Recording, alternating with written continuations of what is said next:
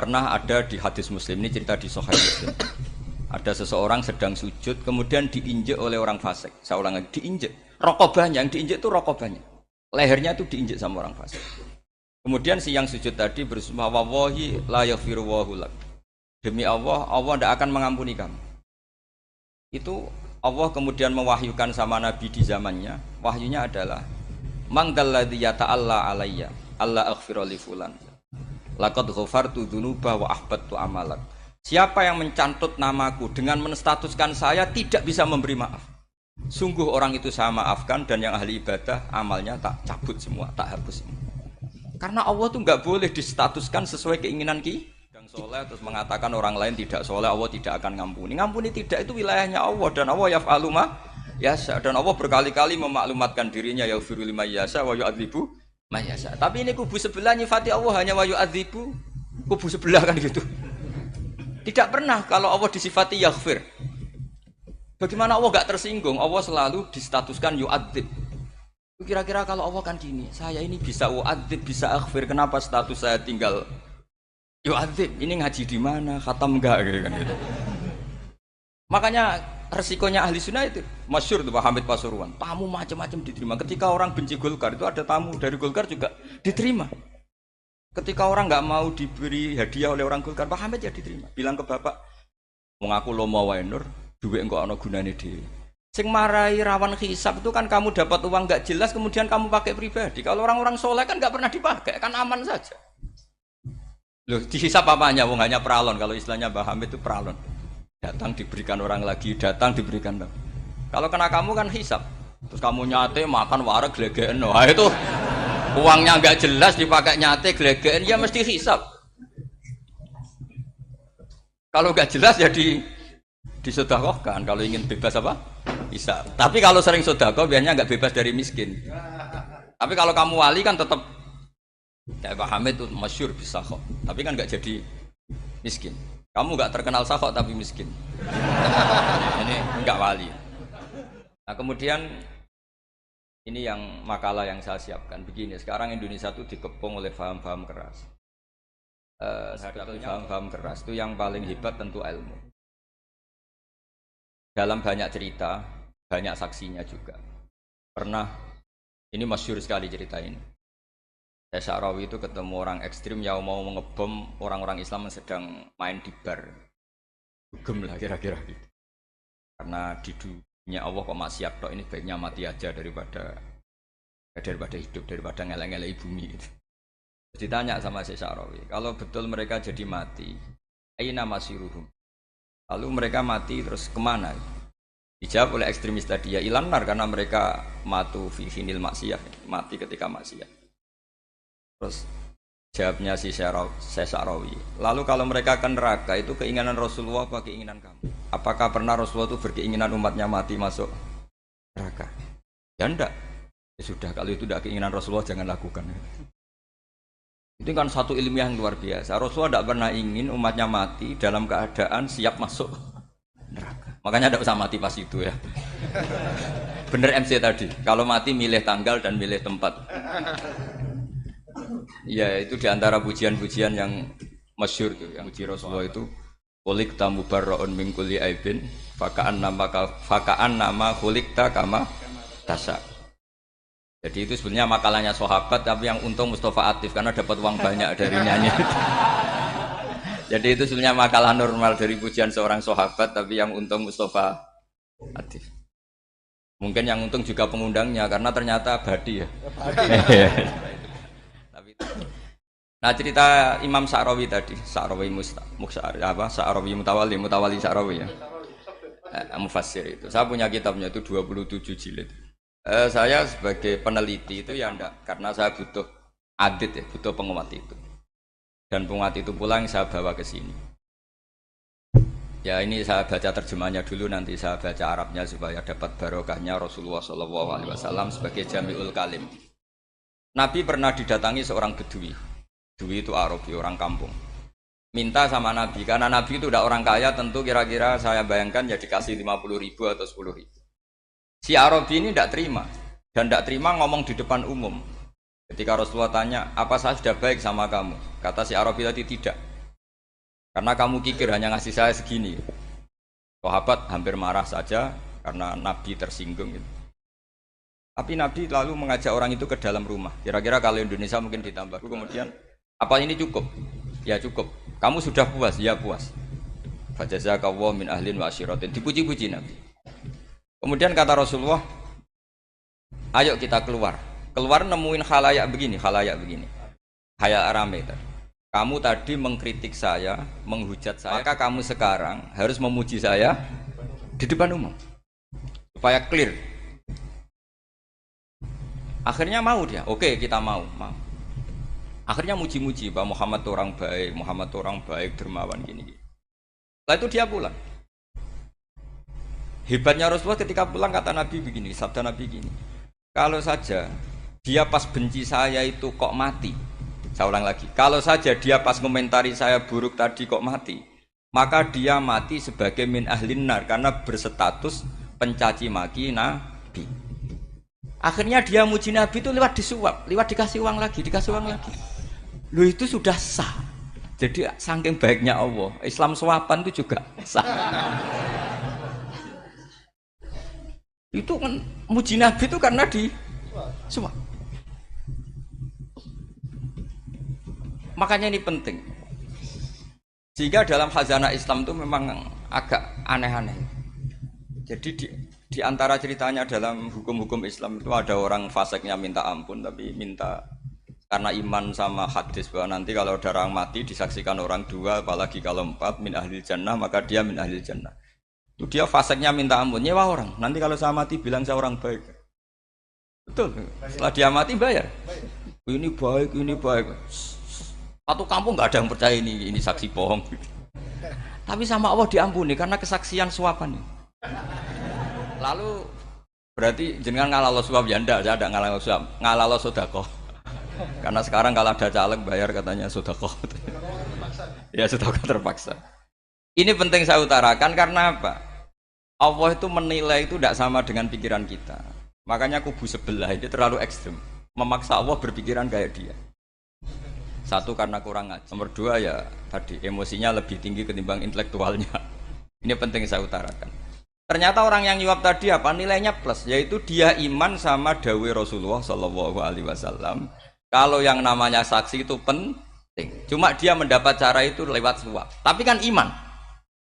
Iman kalau dawuh Nabi itu benar. Kalau ada saksinya pasti min ahlil jannah. Terus dia nyari saksi harus dibayar. Sekarang sama iya 1 juta. Sekarang saya tanya di KPPS atau di mana-mana saksi pemilu itu dibayar enggak? Dibayar sah apa enggak? Sah. Jadi kadang kebenaran itu harus dibayar. Ini penting saya utarakan karena ada orang perempuan cantik dirayu, digaji supaya dibayar jadi orang maksiat. Lalu mungkin ada ustadz gaji dia, bayar dia supaya mondok. Enggak tahu terusannya apa, terus dibayar apa enggak tahu saya. Pertanyaannya ketika kamu bayar kemudian jadi santri, itu kamu dosa nyuap apa dosa sedekah membiayai proses kebenaran? Sedekah. Tapi kalau yang bayar untuk jadi pegawai klub maka membiayai kemaksiatan. Maka pembiayaan ini penting secara fikih, arahnya kemana? Ke hak apa ke batil? Jika di Fathul Mu'in diterangkan misalnya ada orang layak jadi pemimpin dan kemudian rivalnya itu orang yang menyesatkan atau calon perusak bangsa, ya maka calon pemimpin yang soleh itu wajib berkompetisi meskipun bibadlil mal. Karena kalau yang memimpin orang fasik, kampung ini rusak. Kalau yang memimpin orang soleh, kalau nggak bayar juga nggak jadi, maka wajib bayar. Lah yang soleh bayar ini berstatus sedekah, tapi yang batil ini berstatus suap. Kenapa demikian? Karena yang namanya riswah atau ada yang baca ruswah adalah pembayaran untuk menghak dan membatilkan barang hak. Sementara pembiayaan orang soleh adalah untuk memperkuat hak. Nah orang tuh nggak tahu, yang ngajinya ndak hatam-hatam tuh taunya pokoknya ar-rosi wal murtasi benar. Tapi nggak pernah mikir lalu definisi riswah atau ruswah itu apa? Ini bukan provokasi supaya semua calon bupati, gubernur nyuap ndak, hanya nyuruh mereka sedekah saja. Jadi kalau nggak jadi, tapi sedekah betul ya, kalau nggak jadi ya tetap ikhlas dari awal memang sedekah. Lah soal gremeng ya bawaan manusia gitu ya. Ya enggak apa-apa kami tetap gremeng. Ini penting saya utarakan, makanya menurut saya itu bangga dengan Pak Hamid karena sepupu mbah saya itu karena alimnya. Meskipun banyak orang mensifati beliau wali dan memang wali betul, tapi saya tetap menstatuskan beliau orang alim yang dari kelaziman alim itu beliau wali. Jangan dibalik, wali dulu baru alim. Karena dalam beliau orang Lasem dan kaidah di Lasem itu fakullu alimin waliyullah walaysa kullu waliillah aliman. Jadi kalau kaidah di daerah Jawa Tengah itu semua orang alim pasti wali, tapi kalau wali tidak mesti alim. Sehingga kalau menstatuskan alim itu keren. Kalau di Jawa Tengah status alim itu keren. Dan soal keramat yang kaitannya dengan Mbah Mun itu masyhur itu dulu ketika Mbah Hamid santai-santai sama Pak Taifur sama keluarga lah. Beliau mau istirahat, kemudian yang datang Kiai Maimun, Mbah Mun zaman itu masih dipanggil Gus. Sopo pur, ada Pak Taifur di situ. Kata Pak Taifur, kalau manggil Pak D itu Gus Mun. Dan itu Mbah Hamid ngendikan rojulun alimun, ada Pak Taifur orang lelaki yang alim yang wali. Di beliau muji Mbah Mun juga alimun dulu, rojulun alimun wali. Ini penting saya utarakan karena kesanatan keilmuan beliau jelas dari beberapa keluarga di Lasem. Karena di daerah Fakhriyah itu yang tempat lahirnya Pak Hamid juga lahirnya mbah saya. Itu mbah-mbahnya sudah orang alim, termasuk Kiai Sidik Jember itu juga lahirnya di kawasan pondoknya Pak Hamid Fakhriyah. Dan Kiai Sidik punya anak yang namanya Ahmad Sidik yang jadi apa? Rois Am yang sekarang ada Gus Firjon macam-macam itu semuanya juga keluarga Lasem. Nah, saya cerita keluarga ini penting bukan karena tafakhur atau tabai, bukan karena Allah itu membuat satu tradisi besar memang lewat dzurriyyah. Sehingga Allah ngendikan misalnya ulaikal ladzina an'ama Allahu 'alaihim minan nabiyyin min dzurriyyati Adam wa mimman hamalna ma'anu wa min dzurriyyati Ibrahim wa Israila wa mimman hadaina wastabaina. Karena tanpa dzurriyyah itu enggak ada. Misalnya saya menjadi hafal Quran dulu, bapak saya itu tiap zaman Pak Hamid masih sugeng, yang semaan di sini itu pasti bapak saya, namanya Kiai Haji Nur Salim. Kadang diajak baca Quran di kamarnya Kiai Hamid. Karena kalau bapak saya itu mantu ponaan sama Pak Hamid. Itu dulu bapak saya memotivasi saya supaya hafal Quran itu gini, hak kowe kudu hafal Quran. Nak kowe rapal Quran, iku kepaten obor. Kok anak merapal luwe duwe alasan. Jadi kalau ada Gus tidak alim itu mesti salah bapaknya. Karena kalau bapaknya bisa baca Wahab, anaknya mau baca primbon tuh malu. Tapi kalau bapaknya sudah bacanya WA, anaknya jadi primbon. Era cucu sudah dukun. Era cucu sudah kayak Dimas Kanjeng, nanti itu pasti. Karena nggak ada rasa malunya. Tapi kalau bapaknya alim, baca Wahab misalnya, juga Qona'ah, anaknya juga itu figurnya.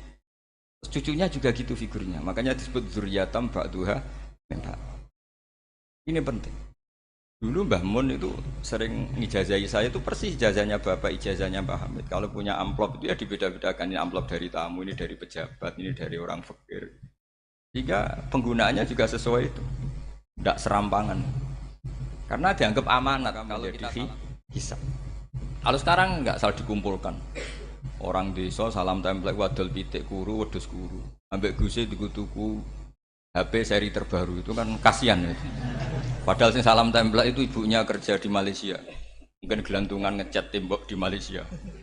Hasil salam template digugus tuku HP terbaru itu kan nggak imbang. Nah dikutuku tasbih kan sumbut. Ini bukan nyindir tapi ngamuk. Jadi ini penting karena semuanya itu ada hisabnya. Walatus alunna yauma idzin anin naim. Karena tradisi ini harus kita teruskan ala qadril istithar. Karena itu nanti yang mengawal. Jadi ini penting. Jadi mbok ya orang-orang yang ekstrim itu mikir keinginan Rasulullah SAW itu umatnya meninggal dalam keadaan baik. Makanya benar tadi, notulen tadi. Kalau doa, kalau ingin mandi itu memang harus ada jadabnya. Tapi yang asli loh ya, jangan gaya-gayanan. Ya asli betul, yang nggak khilaf memang asli. Itu ada seorang wali doa di depan Nabi itu begini, ya Allah, saya harus jadi orang soleh. Allah diharuskan itu kan nggak sopan ya. Ya Allah, saya ini harus jadi orang soleh. Kenapa? Sekali saya soleh, maka surroh habibu, yang senang kekasihmu. Sekali saya fasik, maka yang senang musuhmu, yaitu iblis. Tinggal jenengan mau menyenangkan musuhmu. Akhirnya dapat aku ya sudah soleh aja soleh ini kok doa kok neror orang ini. Kira-kira gitu. Jadi ya Allah, saya harus jadi orang soleh. Kalau saya jadi orang soleh, surah habibuk, yang seneng kekasihmu. Kalau saya jadi orang fasik, yang seneng musuhmu. Sebenarnya tinggal milih saja, menyenangkan kekasihmu apa menyenangkan musuhmu. Kira-kira Allah seneng mana? Seneng menyenangkan. Wah, itu doa paling mustajab. Tapi syaratnya harus anti bikolbin dan dari ijazah nggak mandi, itu ijazah nggak mandi. Maka ini tidak saya ijazahkan. Nanti kalau kamu ngalami isak sendiri, ngalami wujdi sendiri, terus ngalami itu, insya Allah makbul. Ini namanya gaya-gaya nan copy paste, nggak diterima itu. Jadi wali-wali dulu itu kalau berdoa itu sederhana, tapi dari hati yang paling dalam. Makanya Nabi Musa itu terkenal. Orang paling seenaknya sendiri itu Nabi Musa hubungannya dengan Allah. Tapi sama Allah dimaafkan karena orisinil, tidak bikin-bikin. Rasulullah juga itu. Kalau sudah marah itu doanya gitu. Cuma celakanya ditiru Nira Warisman dulu itu. Nabi itu ketika perang Badar itu jelas kalah, nggak mungkin menang, sudah jelas kalah. Nabi hanya 313, orang kafir 1000 dengan perlengkapan apa? Sudah lengkap semua. Setelah perang dilihat itu jelas kalah. Seri awal yang memang kalah betul. Doanya Nabi apa? Allahumma intuhlik hadil isobah lam tu'bad ba'dal ya. Ampun Gusti, silahkan bikin kalah, tapi ra ono sing roh najenan pangeran. Mohon lairan jenengan dadi pangeran, ora ono sing roh. Enggak ada ibadah. Intuhlik hadil isobah lam tu'bad ba'dal ya. Kalau engkau menghancurkan kelompok saya ini, jenengan sebagai Tuhan tidak ada yang nyembah lagi. Karena yang nyembah tinggal kelompok kita. Tapi yang ngendikan Nabi, kalau kamu niru tidak bisa. Gak bisa kamu doa, ya Allah saya ini santri salafiyah, kalau saya bodoh menjadi presiden buruk terhadap alumni salafiyah. Gak apa-apa sekali-kali doa gitu. Tapi kata Allah lainnya masih banyak.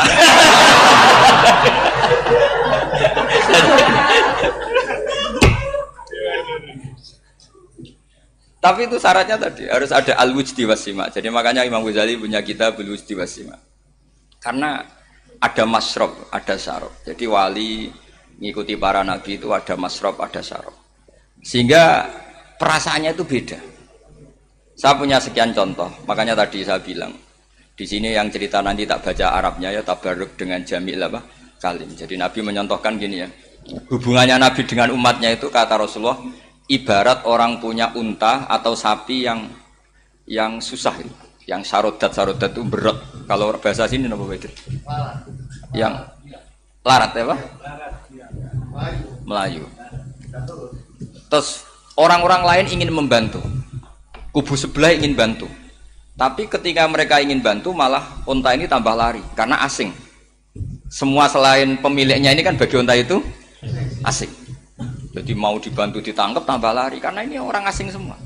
Ngajinya agak jelas, asalnya agak jelas, tapi mau ikut ngurmat Islam ini asing semua. Akhirnya kata Nabi, yang punya unta itu tadi datang, kemudian ngambil rumput, terus unta itu dipanggil, kemudian unta itu ngikuti. Kata Nabi, ibarat saya seperti itu. Kalau saya yang memimpin Islam, saya yang merawat umat saya, maka umat akan mudallalah, akan nurut. Tapi kalau yang rumat kalian, malah Islam menjadi kacau. Kenapa menjadi kacau? Karena tadi nyifati Allah saja salah. Orang Islam baik dihukumi kafir hanya karena tahlilan, hanya karena manakiban dihukumi kafir. Sekarang inginnya Nabi orang menjadi Muslim apa kafir? Inginnya Nabi orang menjadi Muslim apa kafir? Muslim. Lalu gara-gara melakukan perilaku tertentu dihukumi kafir. Iya, ziarah wali songo musyrik, nyekel patok musyrik. Katanya minta sama mayit. Padahal saya andekan jadi mayit itu dijaroi sampean nggak seneng. Nggak senengnya karena ya kadang murid itu jaroi gurunya ya kurang ajar. Masa gurunya dibilang gini, ya Allah, ingkana musinan fazid fi isani, wa ingkana musian fatajawas andu. Kata gurunya, soleh tenan darani ingkana. Makanya saya tidak suka zaman ziarah ke saya. Kecuali doanya ditasihkan dulu ke saya. Makanya nggak boleh ziarah itu pada Nabi, bisa murtad kan? Coba itu baca di depan Nabi, murtad nggak? Ya Allah kali ini baik maka gini, kalau buruk masa Nabi baiknya ingkana. Lah orang-orang yang menyerang kita kan itu nggak ada zaman sahabat doa seperti itu. Ya mesti nggak ada, mana mungkin sahabat baca itu di depan Nabi. Masa Nabi didoain ya Allah kalau dia baik maka fazid, maka kalau dia buruk ya nggak mungkin. Lah mereka nyerang kita itu nggak ada dalam sejarah sahabat. Ya, sahabat kok nahlili Nabi juga Nabi mau didoain maghfir lahu. Kan ngenyek Kanjeng Nabi jadi ngono iku lahu. Ya mesti saja sahabat gak akan tahlilan yang kabudut itu Rasulullah, bahkan diistilahkan kabudut saja salah, intaqala ila rafiqil ala. Nah kalau sampai harus ditahlili, kalau enggak yang rokok betul. Amalnya pas-pasan, dosanya berkelanjutan. Kondak gimana? Punya tanah warisan yang hasil ngerebut milik orang lain, dipakai anak cucumu, ini berkelanjutan enggak dosanya? Berkelanjutan, berseri-seri. Mereka kalau nyerang kita kan sahabat tidak melakukan itu untuk Nabi, ya nggak mungkin lah sahabat mendoakan itu pada Nabi, kan nggak mungkin. Coba kalau kamu jadi mayit, terus kamu gurunya, terus ada murid kamu bilang Allahumma in kana musinat fazid fi isani wa in kana musian fatajawaz anhu. Mesti kalau kamu bisa bangun. Ya Allah cong meyakini saya soleh itu masih ingkana. Kalau guru saya soleh maka, kalau guru saya buruk maka. Itu kan taklek namanya apa? Itu kan kurang ajar. Loh, saya tidak pernah doa gitu di depan Pak Hamid Pasuruan, tidak pernah. Saya kalau doakan bangun ya tidak pernah gitu. Allahumma ali darajati fil jannah gitu. Saya nggak pernah, ingkana nggak pernah. Karena andekan itu saya juga sama kok. Cuma kalau ada orang doa di bangun gitu ya karena orang lain ya tak biarin. Tapi saya tidak bilang amin, ya biarin aja sudah. Tapi kalau santri sarang nggak usah lah doa ya apa?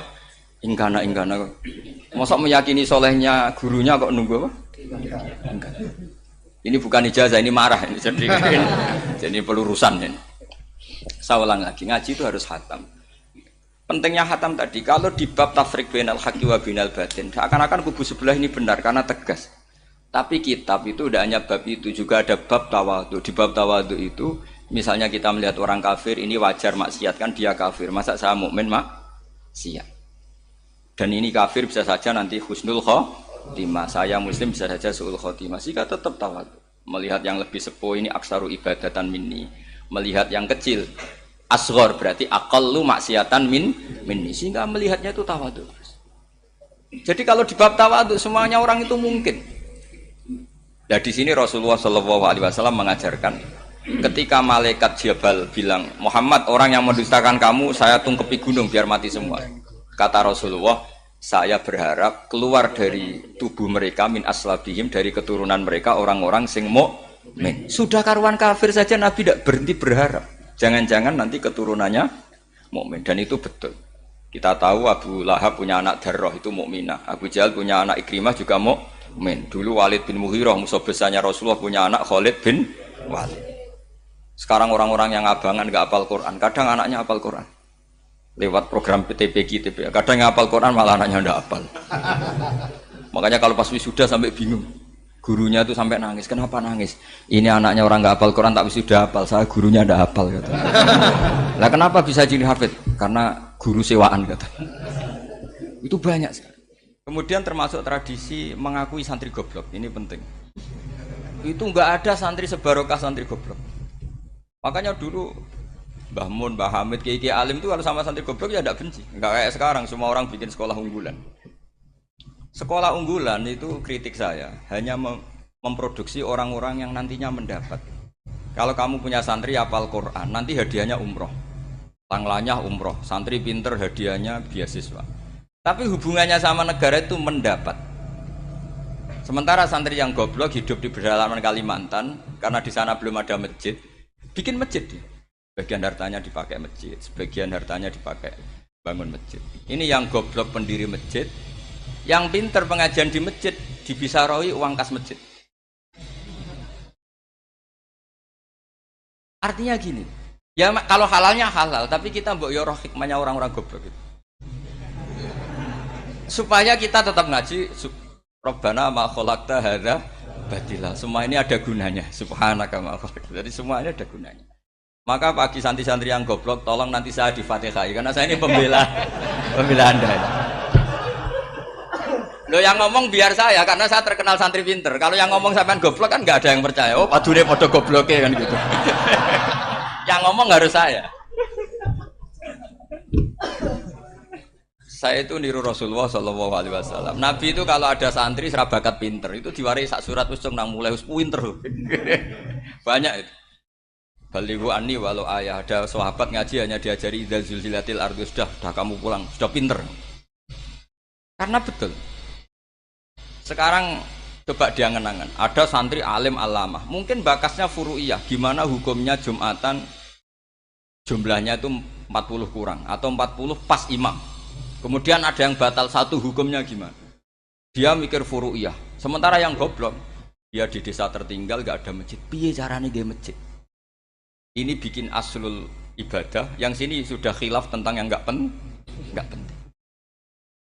Jadi orang goblok kadang lebih keren. Akhirnya apa? Duriannya yang goblok nanti jadi orang alim alama ngekholi wong goblok karena pendirinya biasanya orang pati pinter. Itulah Allah Subhanahu wa taala. Ada bikin sesuatu itu sia-sia. Nah, saya ini korban ilmu itu.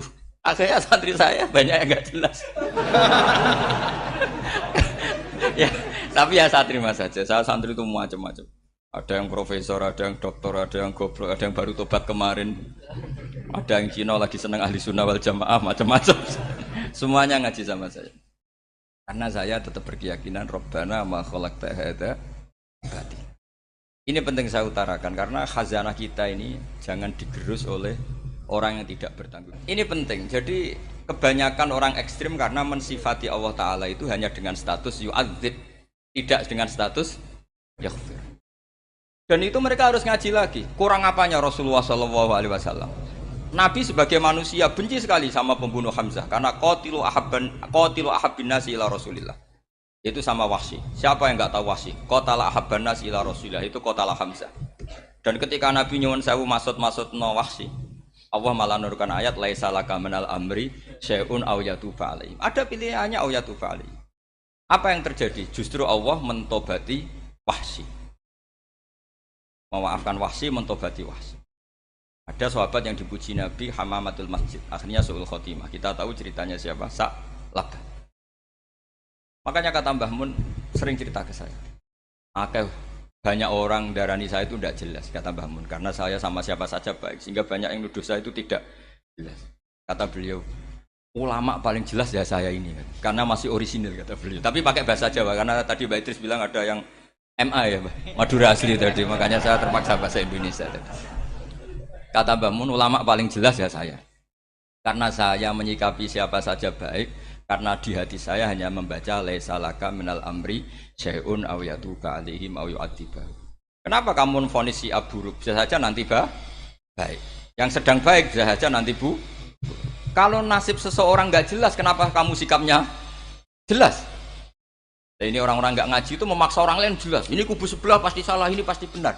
Wong manusia kok dipasti-pastikan gimana? Kita ini tidak nabi. Kalau nabi maksum pasti benar. Kalau sampean apa? Maksum bisa. Jadi ketidakjelasan para ulama ini berdasar konstitusi tadi bahwa itu wilayahnya Allah. Ini penting saya utarakan. Jadi penting sekali. Jadi orang yang sedang fasik sekarang bisa saja nanti tobat. Yang sedang sekarang soleh bisa saja nanti masalah. Hingga Rasulullah tetap mengajarkan ya muqallibal qulub tsabbit qalbi ala dinik. Jadi kalau ngaji itu khatam. Khatam itu begini misalnya ya. Saya pernah ngaji Ihya, belajar Ihya khatam. Bahkan saya punya takrirannya berdasar kitab Ithaf, sarahnya Ihya. Kalau ingin tahu sanadnya sarah Ihya ya misalnya Gus Idris ini, Idris ngaji Mbah Hamid Pasuruan, ngaji Mbah Dimyati. Mbah Dimyati ini ngaji sama kakaknya Kiai Mahfud Termas. Kiai Mahfud ngaji sama abahnya Kiai Abdullah. Ki Abdul ngaji sama abangnya Ki Abdul Manan. Ki Abdul Manan ini mulazim terhadap Sayyid Murtado Az-Zabidi. Jadi kalau santri Salafiyah ini ya kira-kira topkoh Sabiah. Karena Mbak Idris Sadisa ya kira-kira sampean itu dari pengarang Ithaf itu baru topkoh berapa? Sabiah, masih keren. Turun pitu. Masih kaya lah. Lah kamu kok miskin? Turun ke 8 katanya kan. Jadi nanti kalau masih keren. Itu sampean ngaji kitab kalau khatam. Saya ulang lagi kalau khatam itu memang ada bab-bab di mana ulama itu harus tegas, harus tafriq bainal haqqi wa bainal batil. Oke, itu bagus. Mana yang hak, mana yang batil kita bedakan. Di bab itu bagus. Tapi kalau nanti kamu ngaji bab tawadhu, lihat di Bidayatul Hidayah atau di semua kitab tasawuf, bab tawadhu itu kalau melihat kamu orang kafir, kamu melihat orang apa? Kafir. Ini aso ma'akufri, ini maksiat wajar dia kafir. Saya ini muslim kok maksiat. Fadam bi akbah, maka dosa saya lebih buruk. Melihat orang tua, mesti ada aksaru ibadatan. Ini lebih tua, mesti ibadahnya lebih banyak. Nanti kalau melihat anak kecil, ada asgharu minni sinnan, pasti maksiatnya banyak saya. Sehingga terus evaluasi gitu, sehingga nggak pernah takabur. Misalnya di sini, saya ini kan gayanya keren, duduk di atas sampean di bawah. Gayanya tok, hakikatnya sampean lebih sombong karena memerintahkan saya. Jadi panitianya itu, makanya saya merasa tawadhu saja meskipun berdiri. Karena hakikat saya ini makmur, diperintah. Panitia ini, penyelenggara ini amir, pemerintah. Kira-kira sombong mana? Itu sekali saya tidak memaafkan, finnar itu.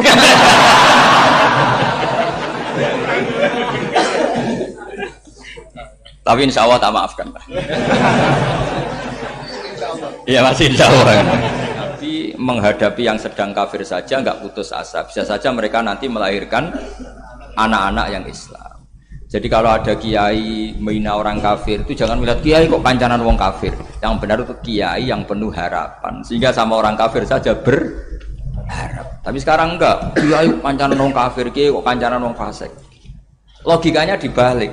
Kiai nelateni wong kafir nak menawa anak turune masuk Islam. Kiai nelateni wong fasik anak menawa dadi soleh. Logikanya harus seperti itu. Nah soal perang itu beda. Perang kan mereka sudah menstatuskan diri ingin bunuh kita. Tentu kita harus berani untuk mempertahankan diri. Tapi kalau kondisi normal tidak bisa seperti itu. Ini kan kondisi normal. Itu Rasulullah. Ya nggak boleh. Karena tadi. Bahkan kalau saya pernah ngaji ini di Sidogiri pernah cerita Rasulullah jajar Nabi Nuh. Ada seorang wali, pasnya Abu Hasan Asyadili. Siapa Abu Hasan apa?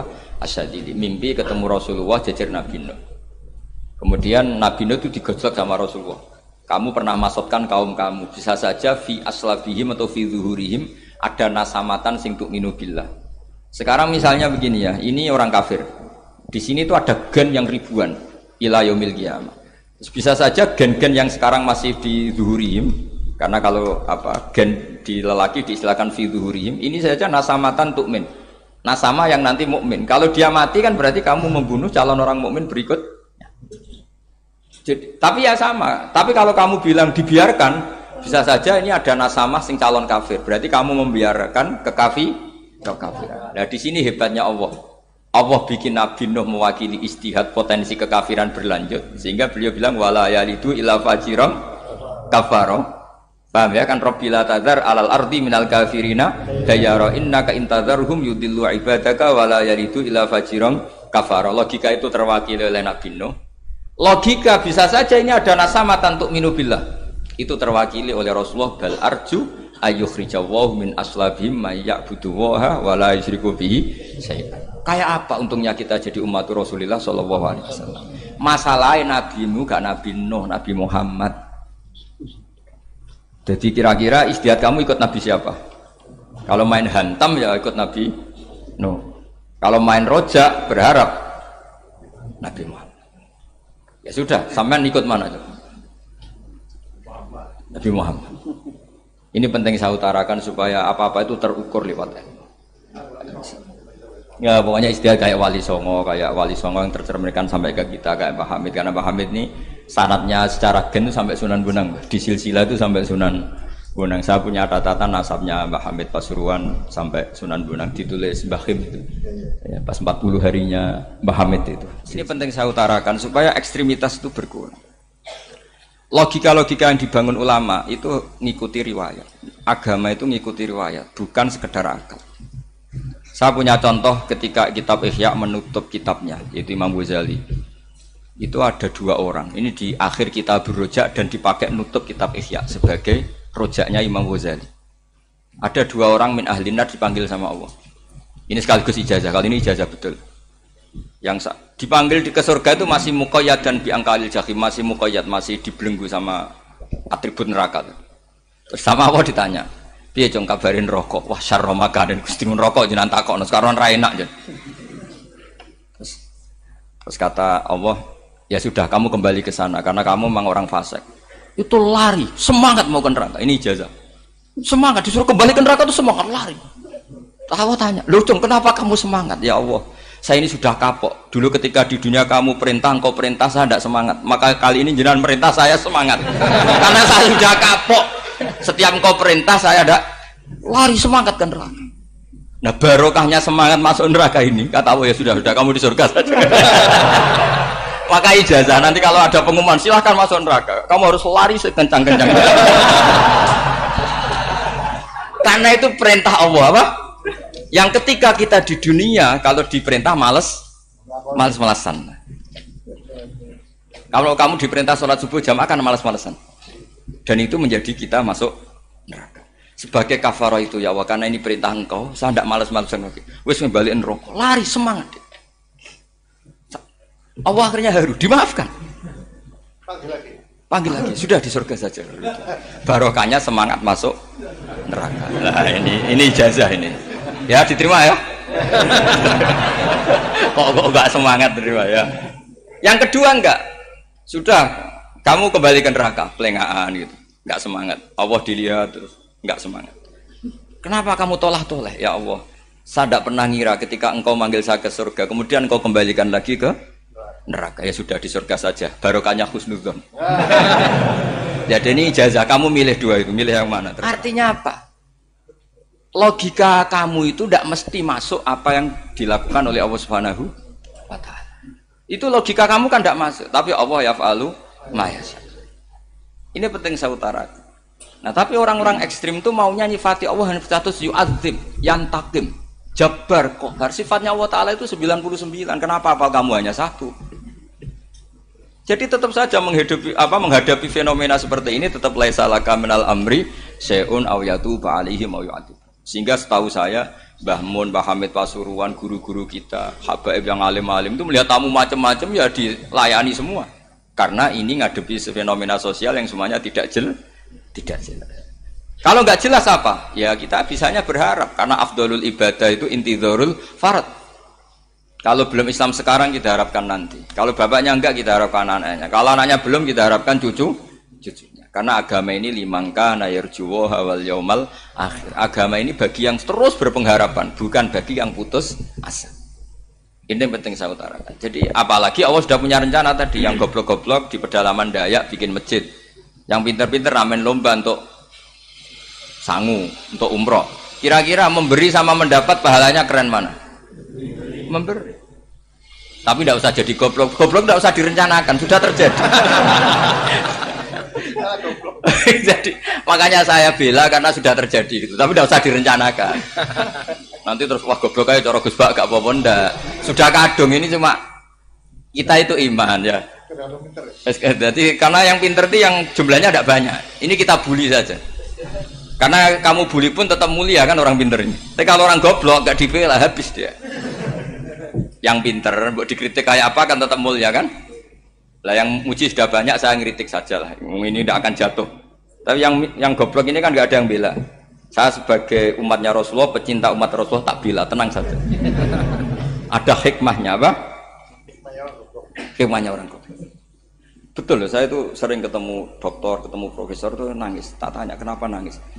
Bapak saya itu petani, saya di Jogja sampai jadi dekan, jadi rektor. Tapi saya sekarang rektor, anak saya sekedar SMP naik itu sudah senang. Nggak dengar kabar ketangkep BNN sudah senang. Padahal saya ini ahli metodologi. Ternyata pinter bapak saya. Karena bapaknya tadi hanya petani bisa menjadikan anaknya profesor. Tapi profesor tidak mesti bisa jadi. Anak saya naik SMP aja sudah senang. Karena Allah ingin membuktikan pinter kamu itu tidak ada artinya di depan iradatullah. Di depan apa? Iradatullah. Supaya orang tunduk. Lu coba yang jadi ulama tabi'in itu rata-rata abnaul mawali. Anaknya budak yang dimerdekakan. Karena Allah seperti itu. Ada yang tokoh yang tadi zuriyatam ba'du hamim 4 itu harus kita jaga. Saya termasuk orang yang ditakdir punya mbah-mbah alim itu juga harus dijaga. Yang enggak alim peluangnya masih banyak. Banyak sebanyak-banyaknya. Asal tadi lewat jalur sregep dan kalau bodoh ngaji saya nanti. Tak ajari robbana ma khalaqta hadza napa? Karena ayatnya gitu, min dzurriyyati Adam wa mimman hamalna ma'anu wa min dzurriyyati Ibrahim wa Israil. Terus terakhir ditutup wa mimman hadaina wajtabaina. Itu umum. Tidak jalur nasab. Siapa saja yang hadaina wajtabaina. Saya kira demikian, saya mohon maaf atas kesalahan.